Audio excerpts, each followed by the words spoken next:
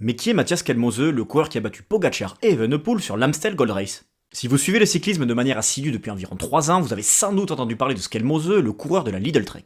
Pour être plus précis, c'est à partir de 2022 que son nom est entré dans l'usage courant du vélo. En effet, cette année-là, il signe son premier succès majeur, qui est le général du Tour de Luxembourg. Dès lors, Mathias s'oriente vers une carrière de coureur de classement général et ce choix va s'avérer payant dès 2023. En effet, en début de saison, il est deuxième de l'étoile de Bessèges, cinquième du Tour des Alpes-Maritimes et il franchit un véritable cap au mois de juin en s'imposant sur le Tour de Suisse, une épreuve World Tour. Mais ses appétences en grimpette, en punch et son intelligence de course lui font également prendre conscience qu'il a sa carte à jouer sur les classiques. Ainsi, toujours en 2023, en plus des courses par étapes, il se focalise sur les Ardennaises et cela va s'avérer une nouvelle fois payant puisqu'il termine 9ème de Liège-Bastogne-Liège et 2ème de la Flèche Wallonne. Conscient de ses capacités et de sa très large marge de progression, Skelmose décide pour 2024 de viser beaucoup plus haut. Il prend énormément de galons du côté de la Lidl Trek et cela se traduit par son rôle de leader sur Paris-Nice où il termine 4ème du général et lève la 6ème étape.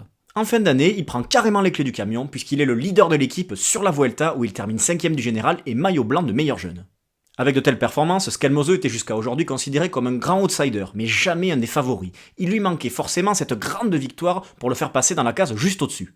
Et c'est donc le 20 avril 2025 que cette donne a totalement changé. En battant Remco et Pogacar sur l'Amstel Gold Race, Mathias change de statut et entre dans la catégorie des meilleurs coureurs du monde. Mais tout n'a pas toujours été rose pour lui, très loin de là. En 2018, avant de passer pro, Skelmose a été rattrapé par la patrouille à l'âge de 17 ans pour avoir été contrôlé positif lors du Tour du Pays de Vaud à la méthylhexamanine, une substance interdite.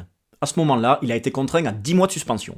Aujourd'hui repenti puisqu'il a purgé sa peine, et s'affirmant d'année en année, nous pouvons légitimement nous demander jusqu'où va aller Mathias Kelmose. Victoire sur un grand tour, sur un monument, champion du monde, où va s'arrêter Mathias Kelmose?